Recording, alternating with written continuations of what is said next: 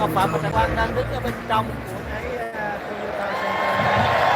Ladies and gentlemen, Tổng thống bị xuất he hiện is ở đó the hôm nay. most successful cable news anchor of all time and the best-selling non-fiction book series author of all time. Please welcome, from Levittown, New York, Bill O'Reilly. Hello, Texas. Hey, how y'all doing? Thưa quý vị, đây là ông Bill quay này đó quý vị. Nice to see you. Thank you for coming in.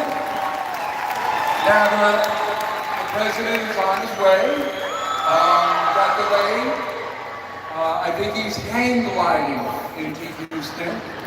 The weather is a little rough. We flew in from New York and we had to land in Jefferson County. Yeah. Only problem, there were gators on the runway that were waiting for me. And I think President Biden offered up this weather for us. It's usually sunny down here, right? If you're not having a tornado. Anyway, relax, sit down. I'm going to set up what we're going to do here tonight, and I think you're going to be very pleased with the presentation. So first of all, this is the Trump O'Reilly History Tour. Trump always gets first billing. And what that means is it is not a rally, all right? It is not a Trump rally, because we're going to be talking about some very important things that you have not heard. Now, last Saturday in Fort Lauderdale, some people got a little rambunctious, and I had to scold them. You see? Here we go. Because you want to hear, I think, what the president has to say, because he is going to tell you things you have never heard before. All right? That's why I put this tour together. So those of you who know me know that I'm a historian as well as a journalist. And last spring I was looking at my files, and I've done literally dozens of interviews with Donald Trump, and you can Google them and see the back and forth. At one point he suggested that I see a psychiatrist on live television. And I said, it wouldn't do any good. But when I interviewed Donald Trump to Kennedy, it's different than interviewing Donald Trump to president, all right? Because you have to respect the office of the presidency. I've interviewed 5 presidents. And unfortunately, we don't have that respect in this country anymore, but I have it. So when I ask Donald Trump a question, it will be historically based, all right? I want to have him tell you and me what exactly happened in those 4 years he was in the Oval Office, because we don't know. It was never reported upon.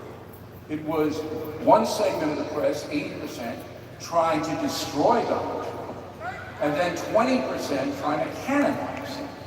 But there wasn't a free flow of, well, what exactly is he doing? How did he get the vaccine so fast? What's his relationship with Putin and Xi? You know, those are the kinds of things that we're going to learn tonight. So if you would, just be polite and listen, and you can applaud and boo or anything like that, that's fine. The president didn't get booed in Orlando and I'm going to ask him the same question here, but it had to do with Hunter Biden. And it was a very interesting exchange, and I'm going to replicate it this afternoon. So let me give you a little bit of background while he's on his way here about why all this is taking place. So I've known Donald Trump for 30 years. I wrote a book on him called The United States of Trump. And that takes us up to when he was elected. It stops there, but it's the background, his whole family, how he became a successful person in America, all of that.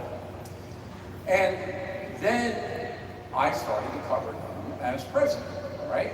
And we live on BillO'Reilly.com, that's where we are now. And we have 300 radio stations across the country, and our message was out pretty wide. But at the same time, I didn't know a lot of the stuff.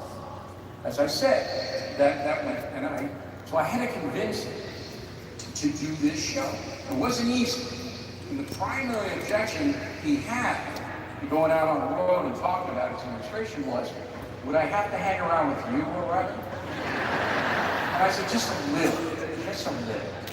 Now, I've known him for 30 years, and I remember about 10 years ago, we were at a Knicks game at Madison Square Garden, and they were losing as usual, and it was boring. And he turned to me and he said, I'm thinking about running for president. And I said, of what country?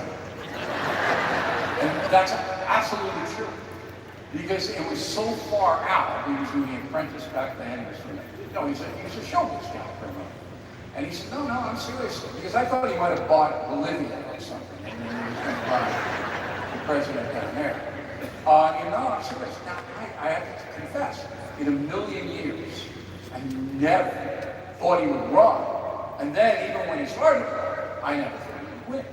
All right? Because he was up against very, very powerful forces that most Americans don't understand the machine they have. I mean, Joe Biden would not be president today if not for Donald Trump. Because most of the people who voted for Mr. Biden voted against, not for Joe Biden. Right? And that's absolutely true. You look at all the research and all the exit polling. All right? So Donald Trump is such a powerful president, and other people use other words than powerful. But he is such a flamboyant, bombastic kind of president that he just dominates everything. I didn't know when he first started to run that was what he was going to put forth. Because when I am with him at games or functions, he's not demure, but he's not, Mr. Bombast. He's just like a regular guy. All right? So the first inkling I had that something historical was underway was way back in August of 2016 during the first Republican debate. Think back. Okay? So I'm with my staff at the Fox News show, and we're watching the debate. So about 6 of us, and we're taking notes, and this is the first time we've seen Donald Trump with the other Republican people running for president in the primary. So I remember, I think it was Wolf Blitzer. And I don't know, Wolf looks like a submarine commander, doesn't he, in World War II? But anyway, I think it's, and he goes, he asks a question to Jeb Bush. Now, Bush had a powerful machine behind him. All right, lots of money, Bush name, which is prominent here in Houston, of course. And he was the odds-on favorite to win the nomination, you'll remember. So I don't remember what the question was that Blitzer asked. It was some mundane question. And Jeb Bush is going, but the Donald, he was insulting Mr. Trump. Not overtly, I mean, Jeb Bush didn't do that, but he was taking a little digs out. So then Blitzer says, and remember, I'm sitting there with my 6 guys watching this on TV. He goes, Mr. Trump, would you like to reply? And Donald Trump turns to Jeb Bush and goes, you're boring! Isn't he boring? Why don't you move down the stage? And my staff and I are like,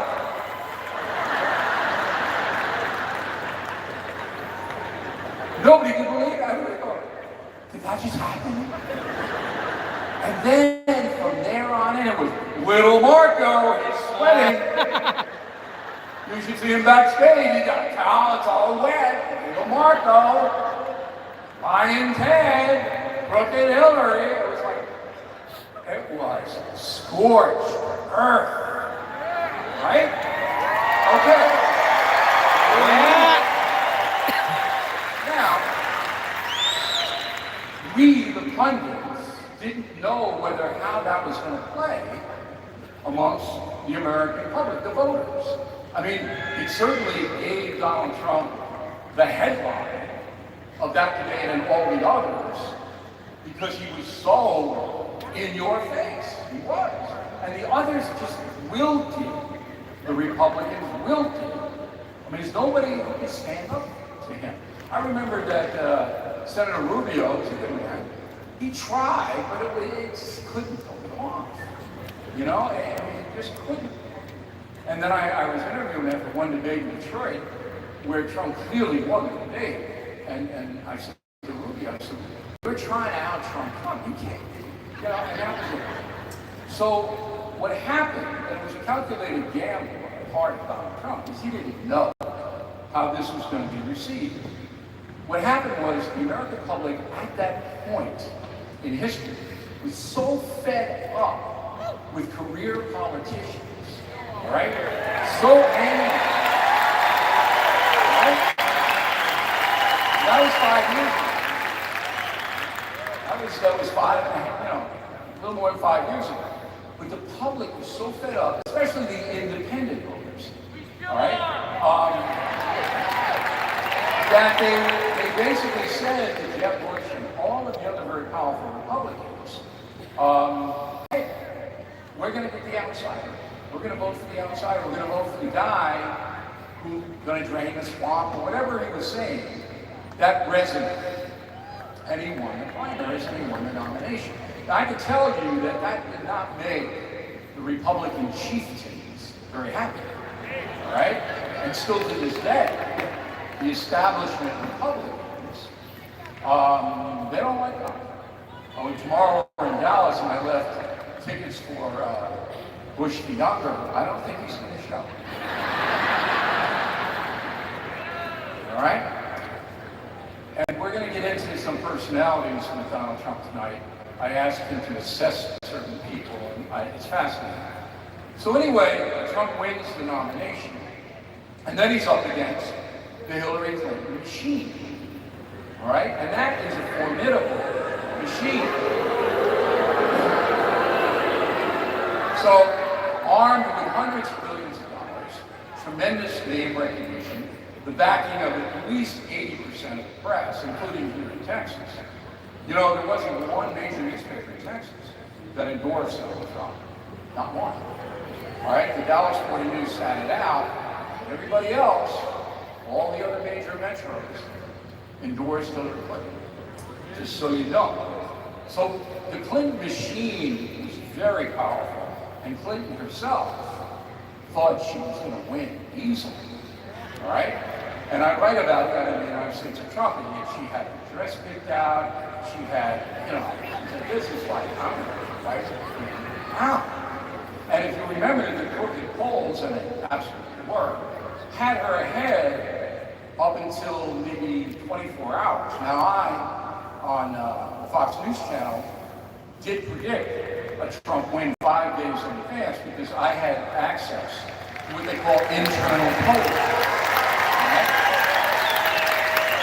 And I saw the independents, and the independents are the ones that make the decisions in this country, not the Republicans or the Democrats. It's the independent voters who come out, and that crew is growing. So anyway, Trump shocks the world and becomes president, going around an establishment party which had been there since the Civil War. Now you gotta step back for a moment and think about the magnitude of this. All right? So after the Civil War, the two parties, Republican, Lincoln, all right, Democrat, the people who wanted slavery, interestingly enough, were Democrats. But that party system stayed. Teddy Roosevelt tried to change it and got whacked, all right, with the Bull Moose Party. So there were the two parties, and they nominated people that came up within the system. Every time. Every time. There was never an outsider. Ross Perot tried it, all right, work down here, and he did okay, but he couldn't do it. He couldn't get over the line. Just think about that. So all of a sudden, out of nowhere comes a businessman / entertainer who wins the presidency. I mean, it is unfathomable. And I know, because I write about these people, I know these people. I know all of them. I know how the system works.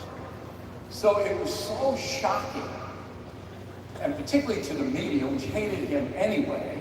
They didn't hate him in the beginning because he raised everybody's ratings and everybody's circulation. So they said, oh, this guy, he's never going to do anything. So we'll take all the money we get, but he'll lose. In the end, he did. And then the press turned on him with vengeance to this day. I just tell you a quick story. Last Saturday in Fort Lauderdale, we had about 11,000 in the building there. And a photographer snuck into, I don't know how he did, because you know the Secret Service and all the security we have here, best in the world. But the photographer somehow got in, it might have been a friend of his working in the arena, and took pictures of empty seats before the crowd came in. And it went out on the wire, saying, "Folks not selling tickets." I mean, how dishonest, how hateful. And if Donald Trump runs again, and we'll discuss that tonight. Yeah! Remember, not around, okay? If he runs again, it's going to be worse. I don't know how it could be worse, but it will be. And how, I mean, look, the press hates my guts and has ever since I became the #1 legal anchor. Because I don't have any respect for them. But I get a 10th or maybe a 20th of what Donald Trump does. And, it's funny because, our private conversations, which I'm not going to, talk about now, but I say, what kind of toll does it take on you? All this hate, what kind of toll does it take? And I think I can tell you this, and he won't get mad at me. He says it's worse on my family. It's really, really bad on my family. Whereas he's got this kind of shield that he can just kind of deflect it out.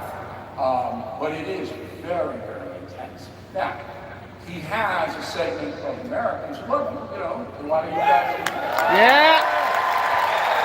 But to see lies about you every single day of your life in, places like the New York Times, and that kind of thing, tough. But he's a very resilient man. He's able to kind of go on. So, all of that leads us to this show. Because you need, and the American people need to know, what the deuce happened in those 4 years inside the Oval Office. All right? You need to know that because you don't know it now. And last week, I learned so much. And I'll give you one headline that went viral or whatever he said. For the first time, Donald Trump said, and he said to the Orlando audience, I'm going to say this for the first time. On January 5th, I asked the Defense Department to bring in the National Guard to guard the Capitol and the buildings. Okay? I had never heard that before. He had never said that publicly. Now, that's true. He didn't order it. He requested it. Now we have to get to the bottom of who vetoed it. And we'll talk a little bit about that tonight. Okay? Yes. But when you see something like that in a show like this, and that immediately knocked out the bogus House Committee's assertion that Donald Trump, President Trump, instigated that. So you can't instigate something if you're calling for protection a day ahead of time. So now they're into, we didn't quell it fast, or whatever. Again, we'll get into it. But the importance of this exposition today is, and I hope that it will happen, is that you will learn an awful lot. We have your cards. The second half of the show is going to be your questions to President Trump. We usually take an intermission between the hard news part of the show and the Q&A, but we're not going to do that tonight because obviously the weather has set us back. And we don't want, keep you here any longer than we have to. So we're going to go straight through. And, I have to say that it is a pleasure to do this. It is my calling to try to tell the truth. And Don't worry, sir, we'll see him. Yeah. And I think it's like Santa Claus. I think I hear. So I'm going to get out of here for a little while. The president's going to come in. He's going to freshen up. We're going to come out and we're going to kick some serious. Thanks for coming out. We'll see you in a few minutes. Tắt đi là còn